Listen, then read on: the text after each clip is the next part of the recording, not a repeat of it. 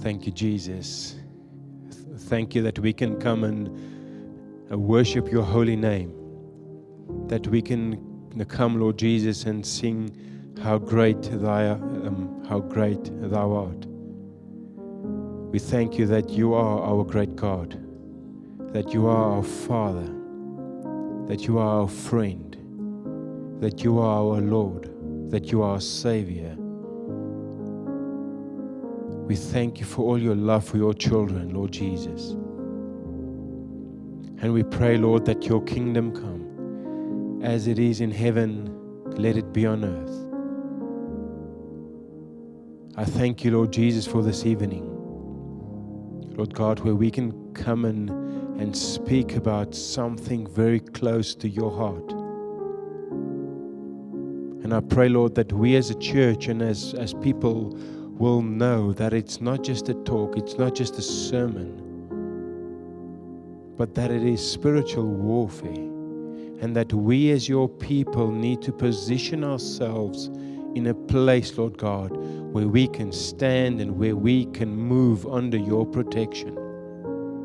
So I pray, Lord, that these evenings that we will speak about sex, relationships, money, finances, that we will always have you in mind and your heart for your people, and that we don't take these evenings lightly, Lord God, but that we know that it's you speaking to your children from a position of love. And I pray, Lord Father, that you will send your Holy Spirit to lead us, to guide us, that the words that comes from our mouth will be straight from your throne room, will be your wisdom and not earthly wisdom, will be from your scriptures, from your word and from your truth. So we thank you for that, Father. We thank you so much for your love. Amen. Amen. Thank you, everyone. Marissa, can you join me? Thank you so much.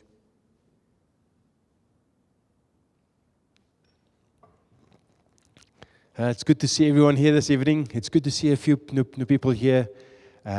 We received a number of questions about tonight's topic, and I truly hope that we are ready for some straight talk, straight answers.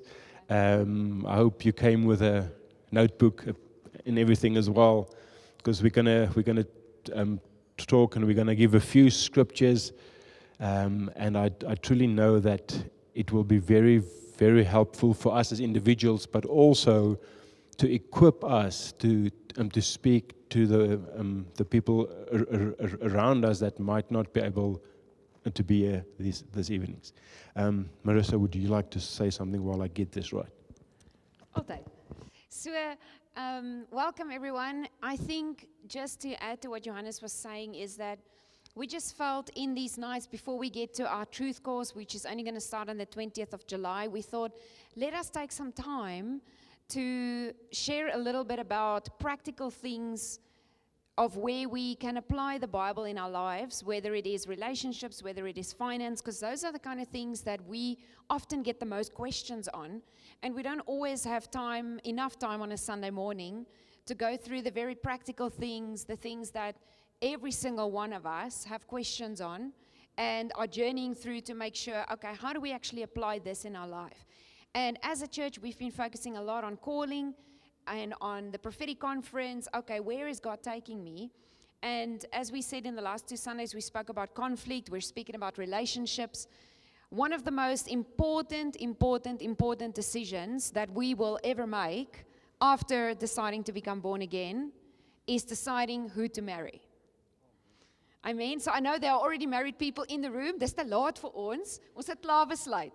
Okay, but tonight I think the questions, so we put out a Google form, and I realized that not everyone answered the Google form because you weren't sure if it's going to be anonymous.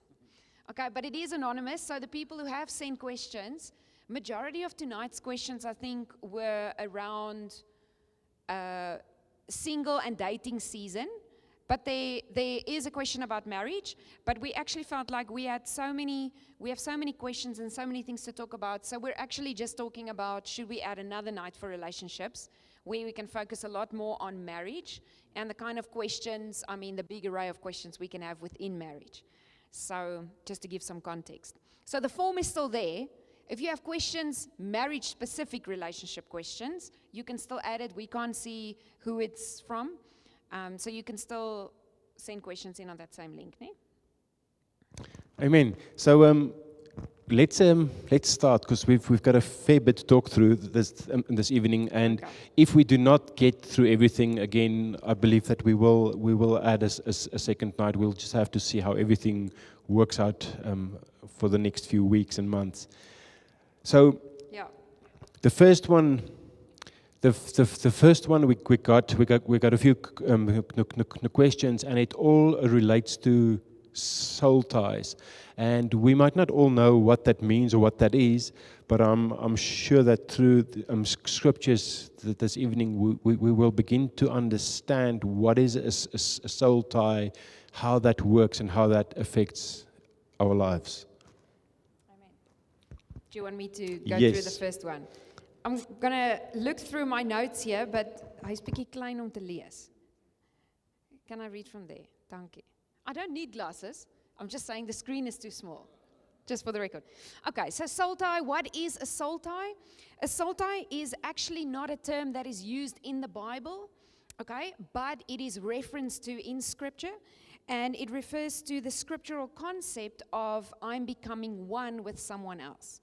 Okay, the Bible speaks of us as human beings being body, soul, and spirit. So when I actually have sexual intercourse with someone, I form a soul tie with them. The Bible describes sex as a multi-layered experience. It's not just two bodies having an experience. It's actually mind, soul, spirit, and body that is becoming one. All right, and I want to read two scriptures for you. We didn't put all the scriptures on the screen, so you can just write this down. Ephesians 5, verse 31 says, "For this reason a man shall leave his father and his mother, and shall be joined faithfully devoted to his wife, and the two shall become one flesh."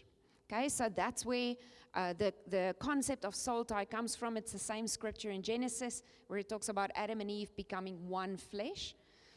And the thing that I want to just add some background on is when we talk about sex and we talk about soul ties, we have to remember that sexual intimacy, okay, between a man and a woman, also, it's between a man and a woman. That's God's design, natural man, natural woman. I'm sharing this for anyone else watching this on YouTube afterwards. Sexual intimacy was actually a gift from God designed for the sole purpose of the marriage covenant, okay? Why? Because the Lord designed it for husband and wife to become one flesh, to become united, to become in unity so that they can walk out the call of God together. So it is a gift and a design, just the same way that God designed marriage. Sexual intimacy was designed for the marriage covenant, not outside of a legal marriage covenant. Okay? And so any experience of sexual intimacy outside of this covenant, either before I'm married or with someone other than my spouse, becomes a soul tie that has a demonic root to it. So anything that God gives us as a gift, you can think of many different examples, anything that the Lord gives to us to be used in His design and in His way will carry blessing. Anything that is used outside of His design will carry not a blessing, actually a curse. Okay, so I heard one pastor actually speak about it as stolen intimacy. When I'm having sexual intercourse with someone outside of a marriage covenant, it's stolen intimacy. I'm using something, engaging in something, not in God's original design. Okay, I want to read you one other scripture quickly that explains a little bit more about the soul connection when two people are experiencing sexual intimacy. 1 Corinthians 6, verse 16 to 20. And the Apostle Paul is teaching the Corinthian church. They had a lot of problems in this area of sexuality outside of marriage. So he's teaching them this, verse 16. Do you not know that the one who joins himself to a prostitute is one body with her? For he says the two will become one flesh. But the one who is united and joined to the Lord is one spirit with him. Run away from sexual immorality in any form, whether thought or behavior, whether visual or written. Every other sin that a man commits, it's outside of the body. But the one who is sexually immoral sins against his own body. Do you not know, verse 19, that your body is a temple of the Holy Spirit, who is within you, whom you have received as a gift from God, and that you are not your own property? You were bought with a price. You were actually purchased with the precious blood of Jesus, made his own. So then, honor and glorify God with your body. So, we've seen this in ministry. What happens if I engage in sexual activity outside of the covenant of marriage? Well, actually, there's an example. We counseled a guy, a younger guy in Cape Town, who suddenly, all of a sudden, had suicidal tendencies that he never had before. He suddenly struggled with a lot of depression, a lot of anxiety, a lot of panic attacks. And when he was in counseling, it wasn't actually us who did the counseling, it was in our church. And when the counselor actually asked him on the prompting of the Holy Spirit, have you been engaging in sexual activity because he wasn't married? He said yes.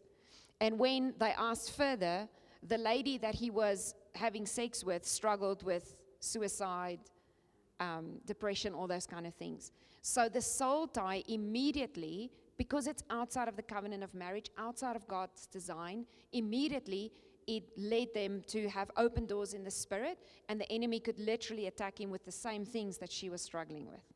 There's an emotional, physical, actual soul tie between the two.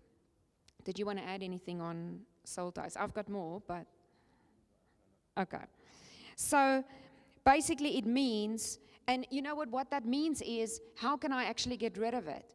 When someone is actually repentant and says, Lord, I'm sorry, because many times we step into that place without knowing how the spiritual realm works.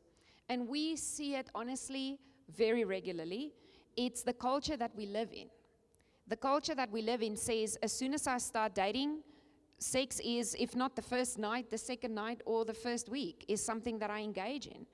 And sometimes many of us grew up with a lack of education. Maybe we didn't know. No one ever taught us. We didn't grow up in church. Or we did grow up in church, but the church never spoke about these kind of things. And so there is grace for that. What do you do? How do I break an ungodly soul tie if I've stepped into that arena, if I've stepped into that place? When I have a sincere heart with the Lord, and I go and present myself in front of Him, and I authentically repent of it, and I bring it before the Lord, and I'm actually willing in my heart. This is the key. I've walked with many ladies. You've walked with many men.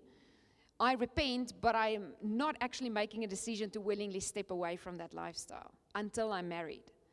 I have to be really sincere with the Lord to say, Lord, I'm actually willing to give this up because I want to do things your way. I want to honor my body. I want to honor you through my body. I want to honor my future spouse. Then you repent, you break it. Someone can pray with you. You can pray for yourself, and you name them by name. You forgive them. You release them. And you just say, and you ask the Lord, Lord, I just want to break this soul tie over my life in Jesus' name. And so repentance is the answer to anything. And I really believe, like I had a friend who, she's now in full-time ministry. She lived a very promiscuous lifestyle overseas. And when she found Jesus, she had a radical salvation experience, radical turnaround 360. Repent, took her life to the Lord, laid her life down. And she said to me, once she got married years after that, she said to me that she felt the Lord restored her physically. So she was able to give herself fully to her husband when she got married. So I want to say that because many times we've stepped into that place and we feel a lot of shame. And we feel like, oh gosh, I have totally missed it. God's grace is there if we are willing to say, Lord, I'm sorry, I want to walk away from this and I want to do things your way. Then you can invite God's blessing into that area. Does that make sense? Amen. Amen. And just on that as well, like how do we identify if we have soul ties with someone? And I believe one of the easiest things that we recognize that that we still have a soul tie, especially when we are in a new relationship, is if we can't forget the other individual. There's constantly something about them that we just think about, some situations that just keeps on reminding us of that individual. It's like when you chop a tree down, you get this little wedge that you put in the tree to keep it up while you chop it down, if that makes sense. A little wedge, like a doorstop. And it's something that's there the whole time that keeps on reminding of that individual. And I'm even going to go a step extra and say that you can also have a soul tie not just with the individual, but with something. It's like an idol that you keep on thinking about that one thing or that one individual or whatever, but it's constantly there. It's something there that has a hold on you. It's something or someone where you have shared a part of you, and now you have that connection with it, and it's the wedge thing is like because it's in you, it will stop you from fully stepping into a new and clean relationship. So it's something that if you want to grow in your relationship with your husband, your wife, or even with God, you have to deal with all your soul ties. If not, that thing sits there and you can never ever fully step into a new relationship. Make sense? Yeah, can I add on that for everyone who is married? Something that we also, when we do the pre-marriage course with couples, we always ask them as well, have you shared your sexual past with your engaged partner, your spouse-to-be? Why is that important? Because as Johannes said, maybe I've had a lifestyle where I've slept with 15 men before I married Johannes, okay? If I did, I would have soul ties still with 15 men.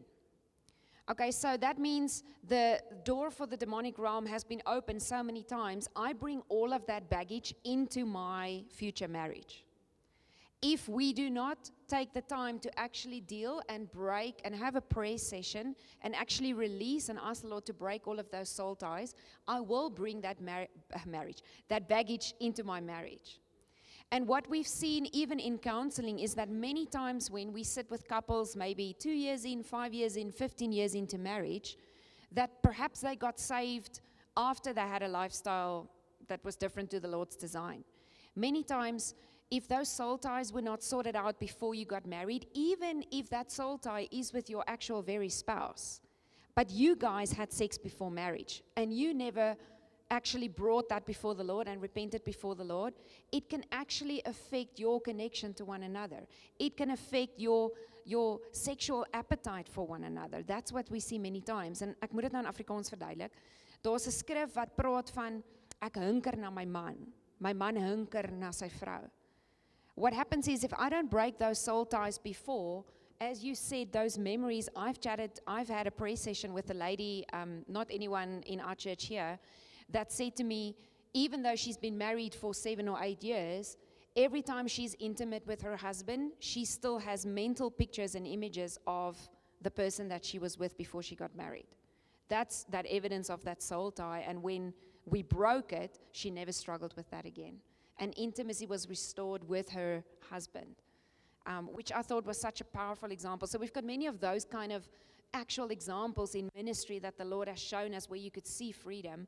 But I thought these two scriptures were actually good foundational scriptures to explain where do we get that term from and how do we see it at work in people's lives. Amen. And just one more thing about that. Again, how to identify it is like I said. One thing is that you are constantly reminded of that individual, but also if you're husband and wife, it can affect your intimacy as well, like she said. Like if you constantly think about someone or something in the past, you begin to lose your appetite for your partner. That's it. So that's something that if that happens in your relationship, then you need to ask Lord, what's this? What's happening here? Why do I not have an appetite for my partner? If I talk straight, it's because of something there that's hidden, and one of the things can be a soul tie. But again, like you said in the beginning as well, Marissa, is that's where we don't need to feel helpless or anything. That's where the Lord says, "Here is my Holy Spirit. He's your helper. He's your counselor. He's the one that can help you break free from any soul ties, that you become free, and that you can walk into a new relationship restored." Amen. So it's not something to feel ashamed about. Amen. So that was one question we got. You talked a little bit. Questions on that, actually. Yes, I think that was the one. The next question was about dating. Kom die volgende vraag nog about living together. Yes. Okay. Dating.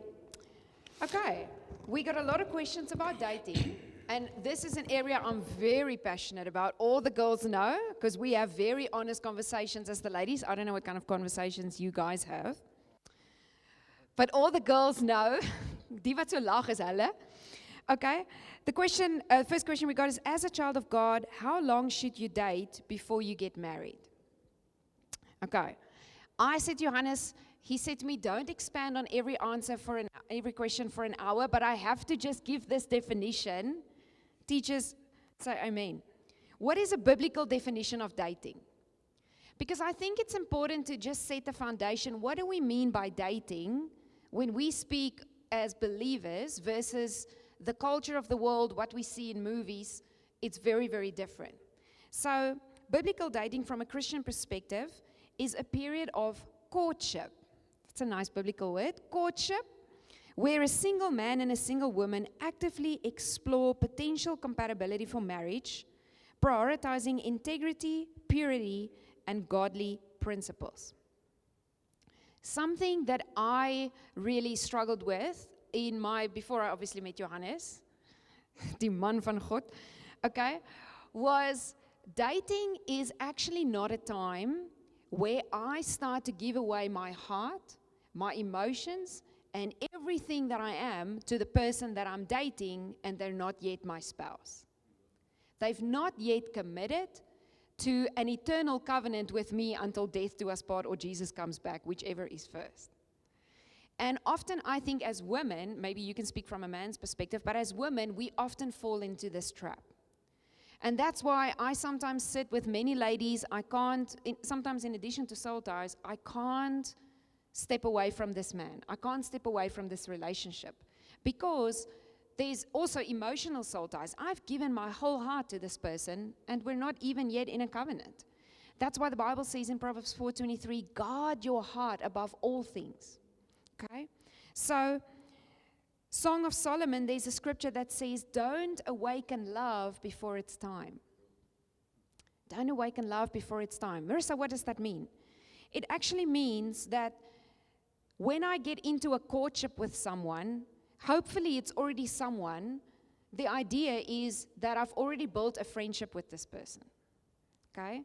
Not, I don't know you from a bar of soap, and now I'm going to start dating you, and now I'm going to try and build a friendship while I'm giving myself, all of myself to you. Because now there's no room anymore for objectivity.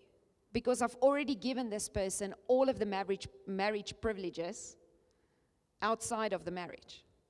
So the whole idea of dating, courtship, is actually to see whether the end goal of marriage can be achieved with this person. And I'm going to share something very controversial, but I really believe it's true because we see it from our perspective where we sit and we have talks with people that should my teenager be dating? Well, is my teenager old enough to make a decision for marriage? I think then that will answer the question. Now, it's very easy for me to say, I don't have a teenager, but I talk to parents with teenagers all the time. And so, the whole idea of courtship is to have the end goal of marriage. So I would say, if I'm going to consider dating, then I need to first figure out, am I old enough to make a decision for marriage? First of all. And then second of all, am I in a healthy place to be able to actually have a healthy relationship that could lead to marriage? Okay, what was the question? Because that was the foundation. The question was, how long should you date before you get married? All right. So the aim of dating is to discern if this relationship will have the potential for marriage. Because marriage is forever. We want to consider this really, really carefully. Carefully evaluating the other person's character. And this is all tying into the question of time, how long? Okay? I want to carefully evaluate the other person's character, their values, their spiritual compatibility, with the aim of making an informed decision about a lifelong commitment. And this is coming from counseling people who married and perhaps dated forever, but they dated and they were just comfortable with one another. They didn't take these kind of things into consideration. So I think 5 things. Kan ek maar gou hierdie 5 noem? 5 things to answer the question, how long should I be dating? First of all, I want to know if I'm a child of God. So remember, I'm talking about a perspective of I'm a believer asking these questions. And I want to honor the Lord by choosing the right spouse because this person will actually help me to walk into my calling or not. My choice of marriage partner is the second most important choice I will make after deciding to follow Jesus. Okay? So first of all, I want to know, are you yoked with the Holy Spirit? In other words, are you a born-again believer? Because if I'm not a born-again believer, if I can't see evidence right now that you love Jesus, don't think and wish and hope that he or she will love Jesus after you get married. Don't flirt to convert. Is it possible to do? Yes. Would I advise it? No. Otherwise, kom sit jy daar bo in die counseling office. This is what Paul says in 2 Corinthians 6, if you want to write this down. If this is your season, 2 Corinthians 6, verse 14 to 15. Paul says this, he says, do not be unequally bound together with unbelievers. In other words, do not make mismatched alliances with them, inconsistent with your faith. Okay? For what partnership can righteousness have with lawlessness? What fellowship can light have with darkness? What harmony can there be between Christ and Satan? Or what does a believer have in common with an unbeliever? So in other words, if we're saying how long should I date? Well, as long as it takes for me to understand, first of all, that you are already following Jesus, you're in love with the Lord. You're not coming to church to look at me worship. You actually come to also worship, number 1. Number 2, I want to understand who you are, what your character is. I want to understand what your values are. Because you're going to get eventually, if you get engaged, or it should actually before you get engaged, you're going to do pre-marriage counseling and we're going to ask the questions. En jy wil nie dan daar nou sukkel. Although it's a good idea to actually get to that place and then decide, okay, you're not who I thought you were, maybe it's not a good idea to get married. I want to know about your past. I want to know, have you dealt with your childhood wounds? Because if not, it's going to come out in the first year of marriage and perhaps your whole life if it's not dealt with now. I want to know, do you struggle with any addictions right now? I want to know, what we're saying is, it's not like I need to find the perfect person to date. But if I meet someone and there are challenges like this, then the question of time, leave them for a little bit longer, pray for them, let them find healing, because you want to be in a healthy place when you get married. Otherwise, everything that's not okay before you get married, marriage brings like a magnifying effect on everything that's not awesome. Marriage will expose and will magnify everything that's not healthy. So I would say, how long did we date before we got married? That's a difficult story. The first or the second half in total? Okay, most people here know our story. We dated for 11 months. Then Johannes needed time. Then we were not dating for 2 years. I was wholeheartedly following Jesus. He can speak for himself. He also worked for the Lord. And then he got malaria. And then it was probably 2 months and we were engaged. Okay, but we were friends also, but that's a complicated story. The moral of the story is, we're not a great example, ne? So I don't want to put a time limit on it, but you need time to see someone in different situations.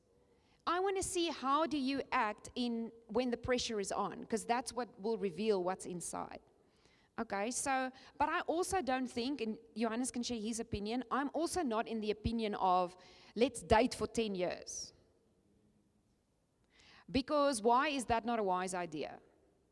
Because if I've already decided I want to marry you, I'm going to be tempted to go into all things marriage before the marriage, because we're just never getting to marriage, so I'm going to be tempted to step into all those things prematurely.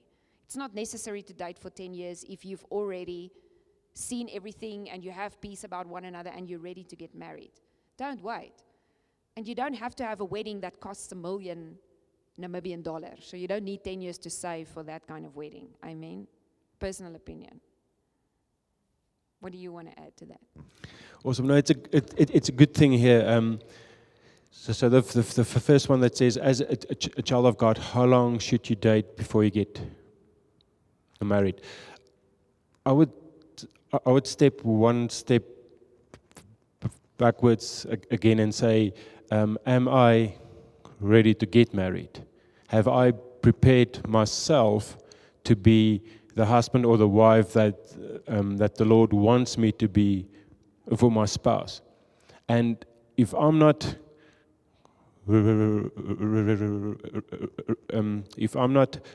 ready in that, then the rest would not apply here, because then I want to step into something, but it's my flesh and my emotions that want to get married, and it wants to rush things because I want to get married. But I first need to walk with the Lord as a man and as a woman and prepare myself and make sure that I am ready according to Him to get married. Okay, so I think that's step one. Then the second thing I would say, and I'm going to spiritualize things a little bit, because in the end, that's what it's all about. It's about things in the spirit.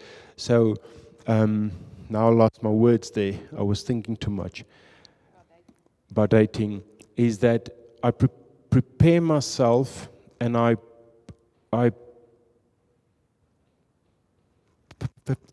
pursue the marriage, a partner, but not more than pursuing the Lord, because ultimately He will be the one that says, here's your partner. So how long should you date before you get married? Until the Lord says. But number one is prepare yourself in that time. I call it the waiting time or the resting time. But when you rest and you wait, in your resting time you prepare. It's like in the winter, it's the resting time, but you exercise so that when summer comes, you do have your six-pack and you can walk around on the beach. It's the same thing here, is to prepare yourself while you wait, but don't stop to pursue an individual, but pursue the Lord more, because He will then say, here's your partner. He will then say, this is the one. Amen. And preparing myself, what does that look like practically? You go sit with Jesus and ask the Lord, Lord, am I ready for marriage? Because marriage is completely sacrificial. Ask all the married people here. It is a laying down of yourself. Are you ready for that? Okay, and you don't know whether you are ready. And I remember, practical things that the Lord took me through. I was so embarrassed about my Discovery card credit debt credit, wat?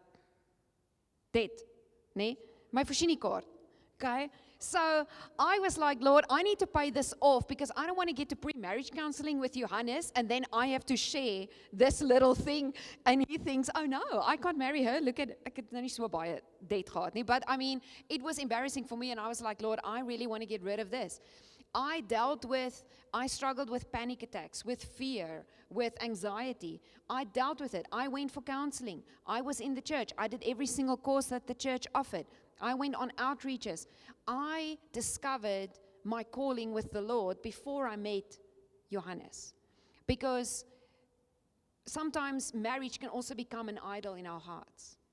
And can I say this? Something that I learned is that the single season is not a season to wish away. There's nothing wrong with the single season. Actually, in fact, it is the most blessed season. For me, I received a lot of healing in that season where I just pursued Jesus. I served the Lord with everything in me. I found myself in a place where my heart was happy, content, my identity was secure in the Lord, so that when the Lord added a husband, I was content in the Lord already. My husband didn't need to complete me. Can we just cancel that Hollywood line? You complete me. No, Jesus completes me.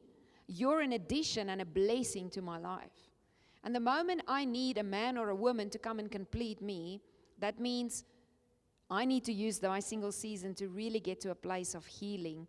Deal with the things that are struggling issues in my life. Because you don't want to start your marriage off with your issues. I'm not saying we're all perfect. We're always going to have things. But does it make sense what I'm saying? Your single season is the most amazing season. Jy kan op al die uitreike gaan. I served 5 services on a Sunday. It is the most awesome. And you know what? Your breakthrough will come when you are just in your happy place with the Lord. You're just going for things, and then you will literally run into your spouse. Dis sommer my prophecy vir almal wat die Here vertrou. Amen. Amen.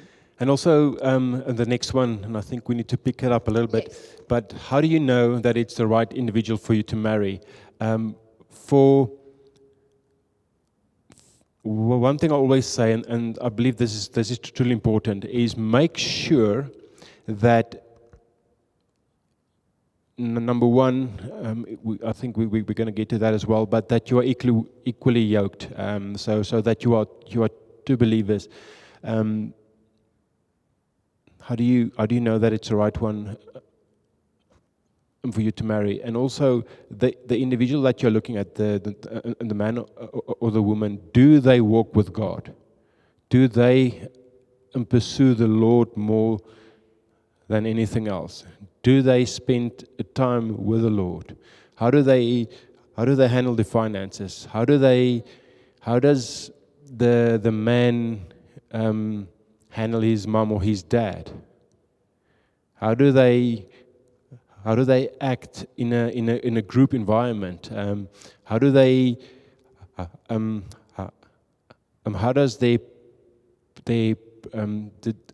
devotional time with the Lord look like, the everyday walk?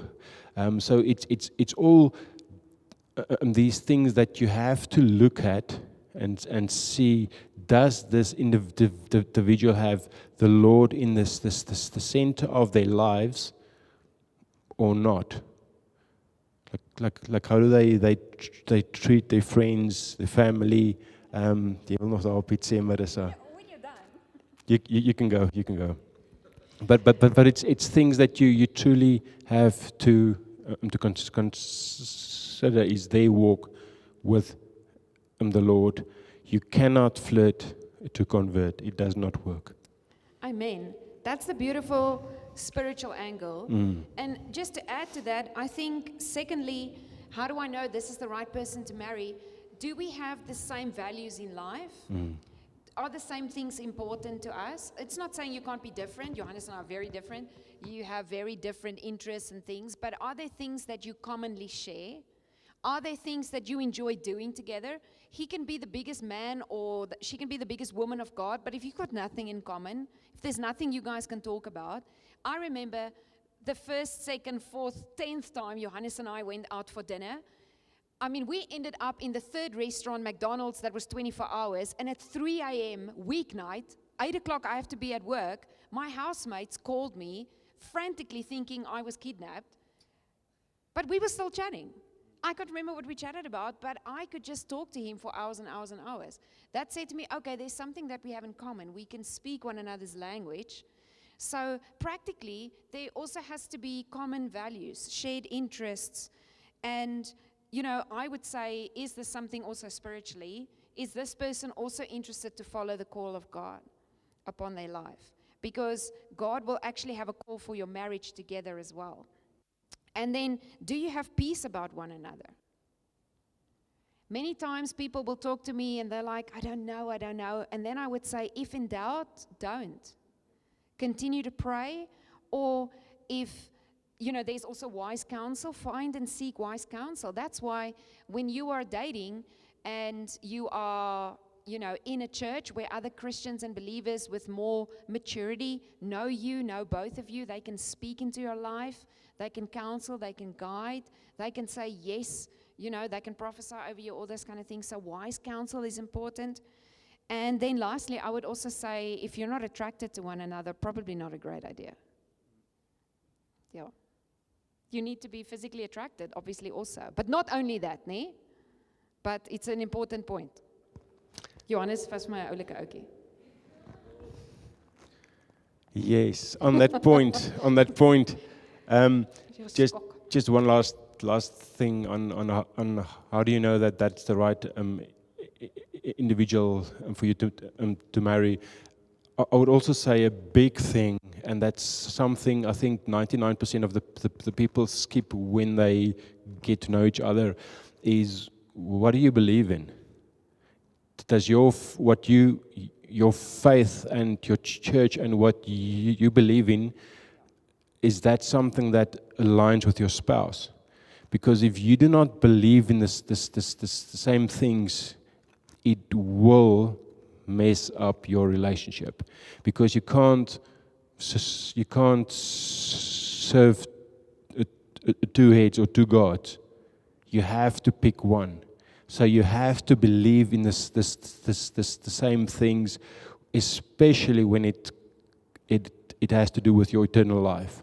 You cannot compromise on that. So if you do not believe in the same things, red flag, depending on who's right. But make sure that you believe in the same things, because that will affect your relationship, and one day when you have kids, it will also influence them, because you as husband and wife then has to raise your kids, but in unity in your faith. Okay, last egg just on the dating and how do I know this person is right for me. I would say if you feel like you tick all the boxes and you feel like, yes, we are actually in a place of peace, is it a better idea to do the pre-marriage course if you're planted in a good, healthy soil church that does pre-marriage counseling, to do it before you get engaged, ordering your dress, booking the venue? And why is that a better idea to do it earlier rather than like a month before your wedding? You save a lot of money. Simple as that. Yes, you do. Again, it's it's you save a lot of money because you don't have to spend on all these things, and afterwards you see, oh my Lord, this is all wrong.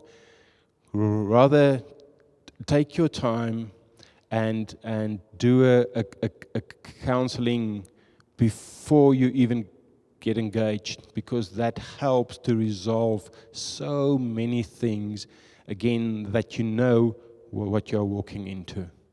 Does that make sense? Amen. Okay, then the last question on dating was, when do you know whether enough time has passed? Say you've been dating someone for a long time. How do you know enough time has passed and to either get married or to let the person go? Yeah, oh, okay.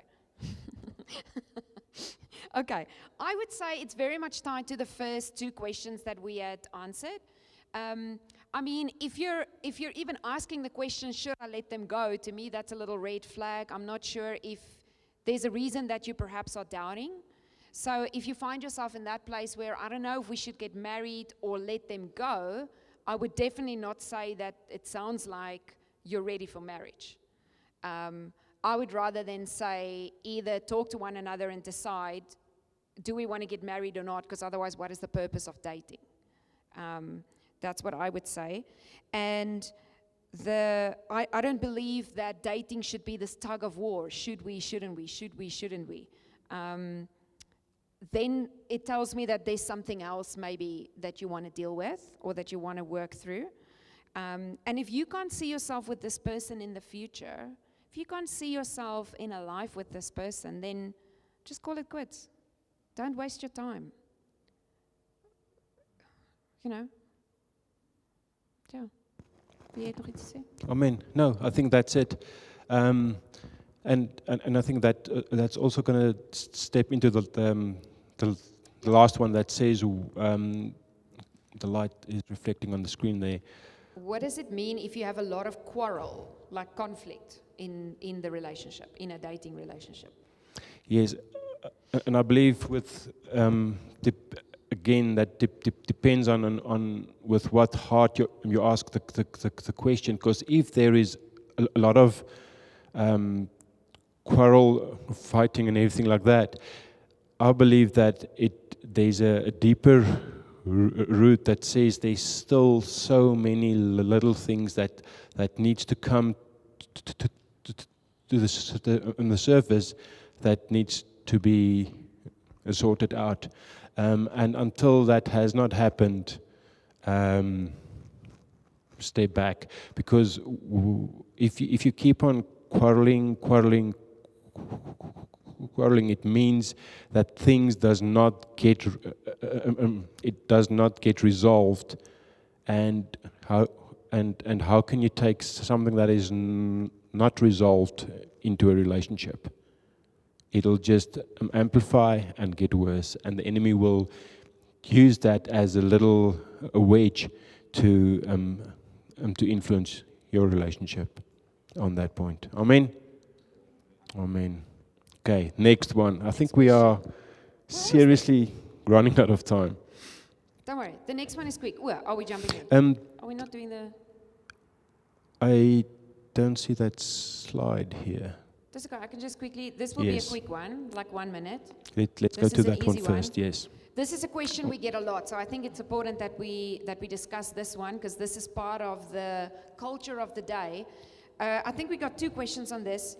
Can 2 people in a romantic relationship live together before we are married? Even if we live in separate rooms in the same house? Yeah. Why do we say that? Okay, I'm sure Johannes is going to jump in on that point. Can I quickly share 2 scriptures? Why do we say that? Is there a scripture, Marissa? Prove to me from the Bible that the Bible says I can't cohabitate. Because this is really a challenge of our day. And many times people say, well, it's because of finance and all those kind of things. You know, I get it. We were there, but we made a decision. We were going to trust the Lord rather than actually live outside of His wisdom for our lives. And God came through for us because we honored His ways. So I would say the short and quick answer to this is all of Scripture. if I go and make a study of Scripture and God's ways of dating, marriage, and relationship, points to the wisdom of not putting myself in a tempting situation like living together, like releasing marriage privileges to someone who's not made the lifelong commitment and covenant to me and to my future. So it is the wisdom of God to not go there. 2 scriptures, 1 Corinthians 6:18 says, run away from sexual immorality. We read it earlier. In any form. In any form. If I love you and I wake up next to you or in the same room as you, I am putting myself in that tempting situation. And I can't blame the devil for tempting me. I moved in, you know. Okay? Hebrews 13 verse 4 says, marriage is to be held in honor, in high honor, among all that is regarded as something of great value, and the marriage bed undefiled by immorality or by any sexual sin, for God will judge the sexually immoral and adulterous. And there's many research that we've tried to do because we have these conversations, and people sometimes really challenge us on this, particularly even older people who got divorced and then they're dating someone new and now they want to live together, and they've been like, I've been through this and that.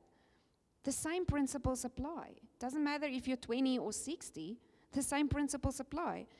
Cohabitation, research shows, if I live with someone before I'm actually married and I start to live in a way that acts like a marriage relationship, but we've never committed to one another fully in covenant, it actually leads to less commitment to marriage, and it can actually increase the likelihood of divorce later on if I do end up getting married.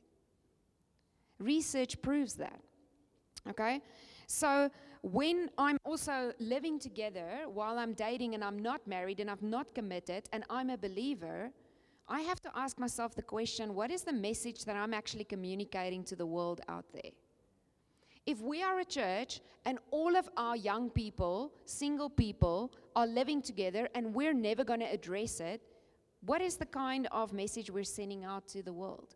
What is the kind of witness that we want to give to the Lord? It undermines the commitment that is actually needed for marriage.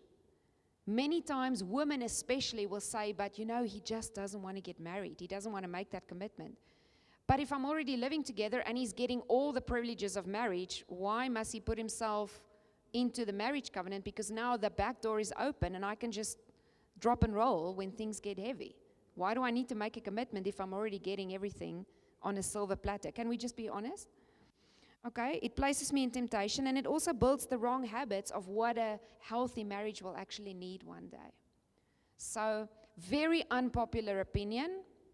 And I've had ladies who, I had one lady who, back to the last example, to the question of soul ties, she literally was terrorized by nightmares and things that her boyfriend was bringing into the home. And when I shared with her what the Lord showed me and what needs to happen, she said, I'm sorry, I can't. I can't walk away from it because of money, because of finance. And then again, we've had people who we've journeyed with who've said, you know what, I actually want to do things Lord's way, and they quit the relationship or they quit, sexual intimacy, and they moved out, and God provided supernaturally. So there's such a beautiful way that God can honor when we choose His ways. Amen. And that's a big thing. And again, I'm just also gonna share on those 2 points. Is moving in together before the marriage really a sin, especially if we plan to marry. It says in Romans 13, verse 13 to 14. It says that we should not make provision for the flesh. So if we move in and we live together, we actually open a door to be tempted, and that does not bring honor to the process of God. He wants us to get married and then move in together when we are married. But what if we're living together because of money, finances? I hear that so much. we stay in one house, because we know that one day we'll get married. So there's no commitment actually already. And it's all about money, finances. Matthew 6 says this, and this is something that we all know. It says, seek first the kingdom of God, and all these things shall be added. So do we put our trust in God's provision, or do we pursue our flesh and our comforts and not bring honor to God? That's what we as believers need to figure out. And again, while we are together, should we move out if we've already lived together before marriage? Yes. Again, that's when it says also in Scripture in 2 Corinthians 7 verse 1, that's when we begin to clean ourselves, we begin to come before the Lord, and we repent of not honoring His process. And when we repent, when we truly repent, and we put our trust in Him, His hand of mercy will be on us. He will look after us, and He will then honor you because you honor Him. Does that make sense? I'm just going to say one more thing, which is also linked with living together, is how far is too far when it comes to dating and living together. Do you want to say something about that? How far is too far? And it's not just physically, it's also with your emotions. It says in 1 Thessalonians 4 verse 3 to 5, it says, for this is the will of God, your sanctification, that you should abstain from sexual immorality. So how far is too far? It's not about where you can draw the line. It's not about how strong we are and how much we think we can do before we step over the line. It's not about that. So how far is too far? It's not the right question to ask. But it's about bringing honor to the Lord with your whole being, your body, your soul, and your spirit, with your whole heart. So it's not how far is too far. It's not about where do we draw the line. It's about what do we do to honor the Lord. Does that make sense? Amen. Okay. You're right with that. I think there's one more thing. Are we going to talk about a divorce as well? The last one. Okay. I'm just going to... We also received a question about a divorce and remarriage. And the number one was, what does Scripture say about divorce and remarriage? And can you date a person who was divorced? And I just want to say these are very good questions. Okay, so again, when we talk and we jump straight to divorce and remarriage, they are very different. I think Johannes will share there are very different viewpoints and interpretations of both Jesus and Paul's teachings as well as Old Testament teachings. So I think we're going to give you a well-rounded answer. But first of all, when we talk about divorce and remarriage and marriage, firstly, I want to say, what is the definition of a covenant? A couple of you have done pre-marriage prep, so julle kan almal antwoord. Okay? In the first session, we talked to them about it. What is a covenant? A covenant is a solemn and binding agreement between a man and a woman made before God to create a lifelong, faithful, and intimate relationship. Okay? So it's not just a contract I sign with someone, it is a covenant before the Lord. It is signed in blood, it is cut in blood, an oath signed by blood, and in love, honor, and commitment. Okay, and we see that the Lord, I mean, if you do a whole study on covenant, you can study God's covenant with Israel, God's covenant with Abraham and Jacob and all those kind of things to really understand how serious covenant is to the Lord. It's not just a relationship, it's not just a contract between two people, it's something really weighty in the spiritual realm. Okay? The Lord is serious about a marriage covenant. It was His design, and you see it throughout the Old Testament and the New Testament, how serious the Lord is about it. And that is why it is such a serious thing for the Lord to understand God's heart for marriage. God intended for marriage to be permanent. Now, when we say that, and maybe even people listening might have gone through a divorce or those kind of things, there is no condemnation, okay? Everyone understands. We're just going to share, there's always grace and mercy, but we're going to share the scriptural foundations of that, okay? God created marriage and intended it to be permanent. Genesis 2:24, that we've just read earlier. Mark 10, verse 2 to 12 is also a good scripture to go and read about it. And there are multiple scriptures in both Old and New Testament that speaks about how the Lord hates divorce. Here very clearly, God doesn't hate people who have gone through divorce. He hates the act and what divorce actually causes, the hurt and the devastation that it can cause to families, to people, to those involved. Okay? So He hates what divorce does to people, to His people. Okay, why was divorce permissible in the Old Testament? Can I continue there? Okay, was divorce permissible in the Old Testament? Deuteronomy 24, verse 1, and Mark 10, verse 4 to 5. You can write those down if you're interested in these answers. Divorce was permissible in the Old Covenant. Why? Jesus said in these scriptures in the New Testament, because of the hardness of hearts. Okay? Of the hardness of hearts of people. It wasn't God's design, but it ended up being permissible because of the hardness of heart. It was always His intention that marriage would be permanent and only be dissolved through the death of one of the spouses. Okay? That was God's original design. Then Jesus repeated that idea that the main problem for humanity became the hardness of their hearts. So what did Jesus actually say about divorce?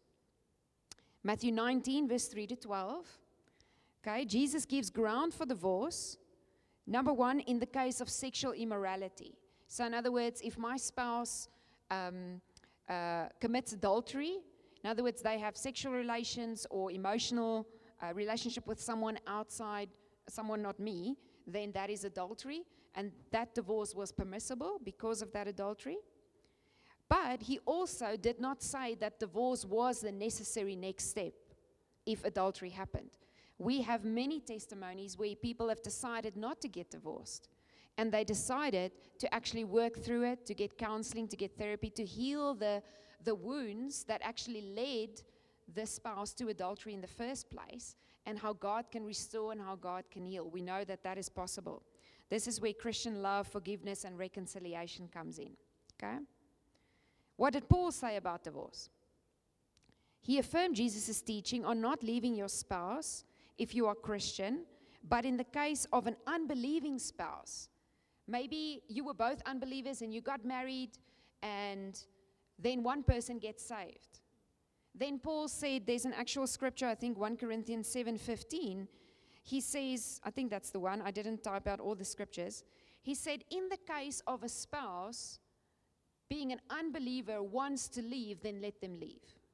In other words, that's the second ground for divorce that Jesus gave, and Paul affirmed, if I'm abandoned in my marriage, let them leave. That's what he says. So biblical grounds for divorce according to Jesus and Paul was adultery and abandonment, but again, it doesn't say divorce has to be the answer. It says it's permissible. Okay, what about physical abuse and other life-threatening situations? Even though, I mean, you can also add to this, there's no scripture where they actually outline this. I would think common sense and wisdom, if I'm in a life-threatening marriage and my husband abuses me to the point that I could lose my life, I think it's a wise idea to get out. Okay, I think God's grace and protection and mercy is there. Even though there's not a specific scripture that points it out black and white like that, I think there's enough wisdom in scripture to make that application. Where there's a physical danger, either for me or my children, if I have children. Okay, that's what I wanted to say about divorce before we get to remarriage. Or did you want to Awesome. jump in here? No, it's all good. There's just in the church today, in the church, the circles today, there's three main the views on divorce, and I'm just quickly gonna speak on those three the three views. So the first one is no divorce or no remarriage. It's the one or the other one. So no divorce and no remarriage. So the viewpoint there is, and you get that scripture in Malachi 2 verse 14 that they use, is that the marriage is an unbreakable covenant before God, and that divorce is hated by God, and that no human can separate what the Lord has put together, and that it can only be dissolved by death. So that's the number one, the viewpoint.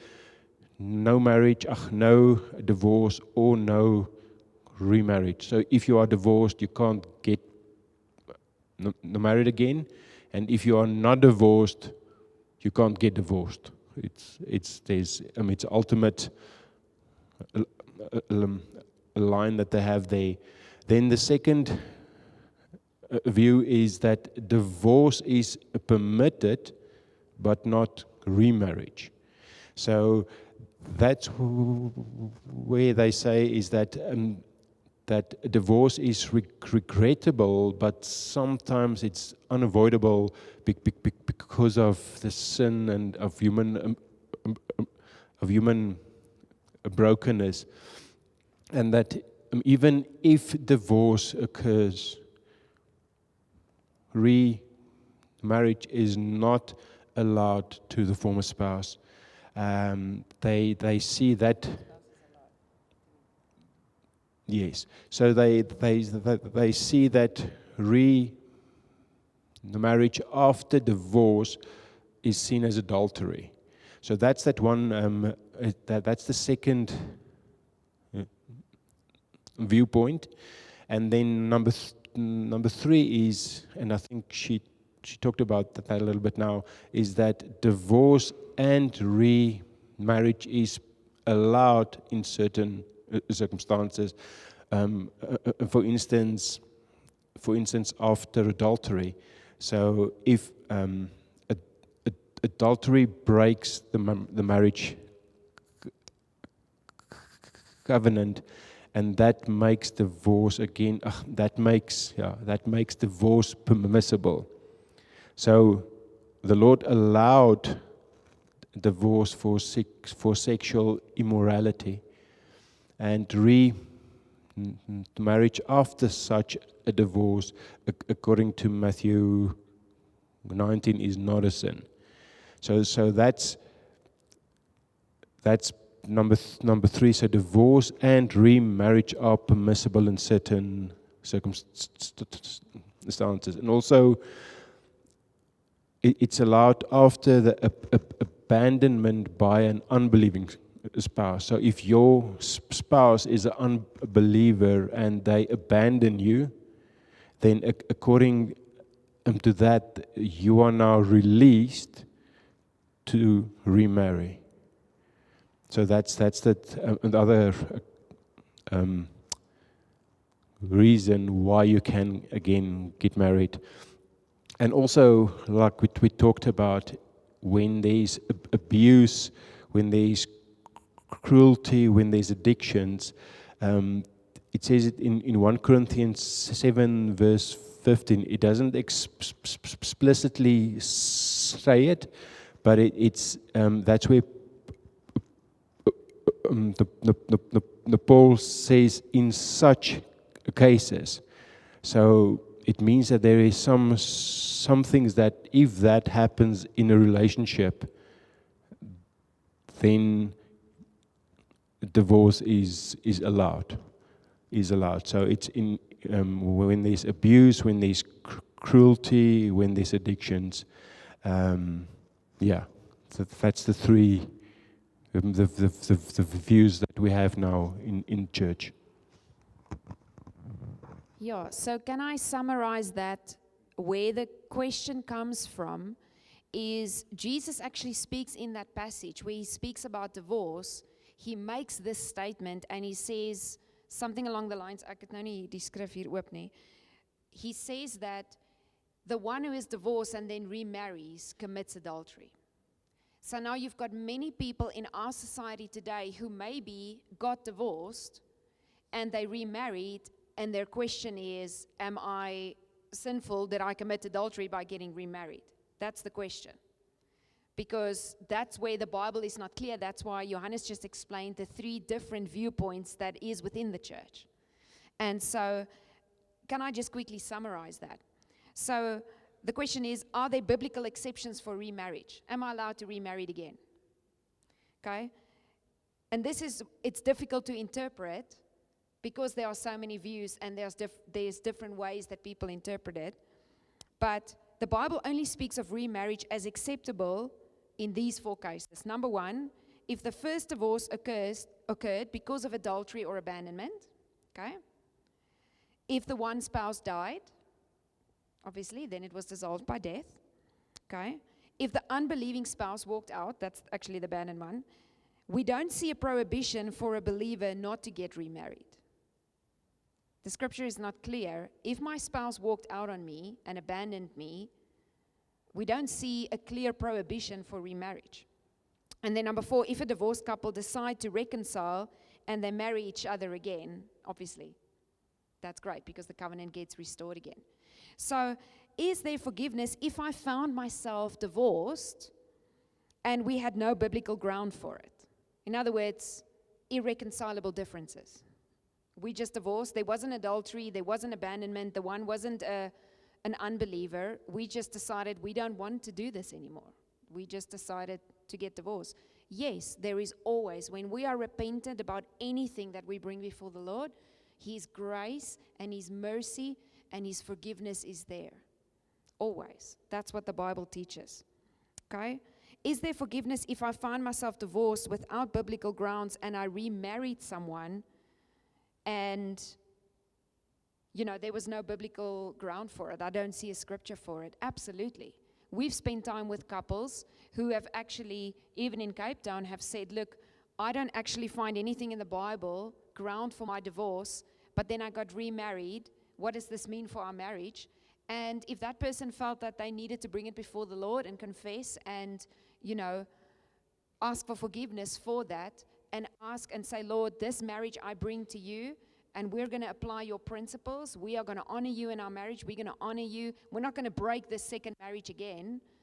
Then God's grace is there and God's mercy is there, and He will meet them. And we've seen God restore people after the hurt and the devastation of divorce. We've seen God bless marriages that have come together after divorce. So it's sometimes a very hard one to navigate, but I would say, and the other question was, can I date a person who was divorced? And I would say, this is part of me getting to know someone and dating someone to understand, why did you get divorced? What happened? Were you the reason? Were they the reason? What went wrong? Did healing happen? Did counseling happen? Did all of those things happen? Have you recovered from that? That would be something that you can't just answer point blank. You've got to walk a journey with people in that situation and ask for the Lord's guidance and wisdom. I would say, personal opinion. Amen. I would agree with that. So, can you date a person who was divorced?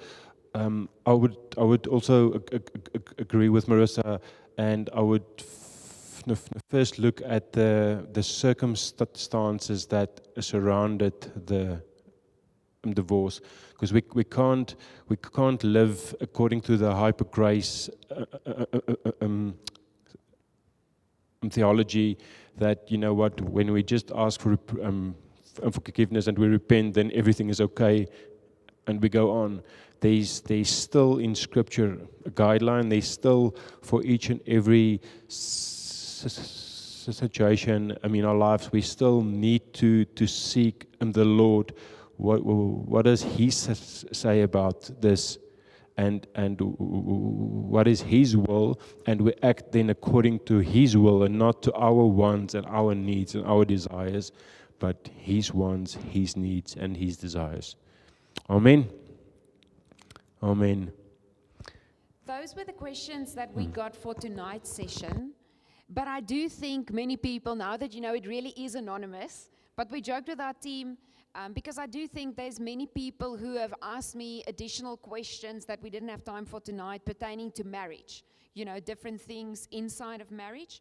But even if there's other things, even in the stuff that we spoke about tonight, and maybe even people watching have other questions, I would say bring it, drop it anonymously on the info desk, leave it there at the sound desk, preferably the info desk, then we'll know where to find it. Or you can actually still continue to ask questions on the form, because I do think we would love to do another evening where we just talk about things inside of marriage. I think there's such a plethora of topics that we can cover that people have genuine questions. And if you have the question, turns out I would say probably 100%, 5 other people have the same question. And then it gives us time to really seek the Lord for good scriptural guidelines for it. So keep on asking the questions, and then we'll let you know. I don't know, are we going to do the next one finance, or are we going to do relationships 2.0? We'll see, we'll let you know. Ons sal beraad hierna. Amen. Amen. Let's pray, and then we have a early Sunday evening. We thank you, Lord, for this evening, Lord God. We thank you, Lord, that we can see that you are a great God and that you are a wise God. We thank you, Lord, for your scriptures. We thank you for your wisdom in your scriptures. We thank you, Lord, that you knew the questions we will ask even before we were born. You knew us before we were born. And thank you, Lord, for your Son, Jesus, and for His word. That is our guideline, that is our truth. And I pray, Lord, that through these evenings, Lord God, that you will stir our hearts and our minds to pursue you and to pursue your heart and your desires, Lord God, for us humans, for us people, and for our relationships, Lord Jesus.